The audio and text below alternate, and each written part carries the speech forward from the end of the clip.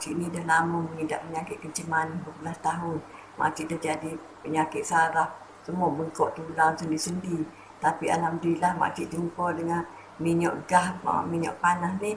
Makcik sudah kira separuh kesembuhan dah. Yang bengkok-bengkok tu dah jadi macam surut-surut. Tangan makcik, makcik bengkak ni dekat sendi-sendi kaki ni. Sekarang dah surut dah ni. Makcik kebas-kebas kaki. Tapi sekarang tidur pun lena. Dah tak ada kebas-kebas dah. Sebaiklah makcik jumpa minyak ni. Minyak gas memang mujarab betul untuk orang saraf. Untuk orang sakit-sakit sendi, tulang-tulang. Ni tangan-tangan makcik pun dah okey dah ni. Dulu bengkak sakit, nak genggam pun tak boleh. Nak buat macam gini pun tak boleh. Sekarang dah alhamdulillah boleh buat macam gini, macam gini, macam gini. Makcik guna minyak gas ni lah. Memang bagus minyak ni digunakan.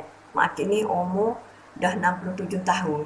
Tapi alhamdulillah jumpa minyak ni makcik dah rasa macam, yelah, macam muda sikit pada 67. Dah sihat.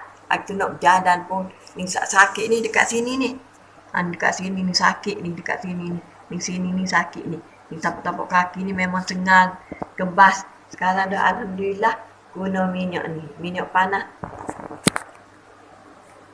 Minyak panas gas memang terbaik.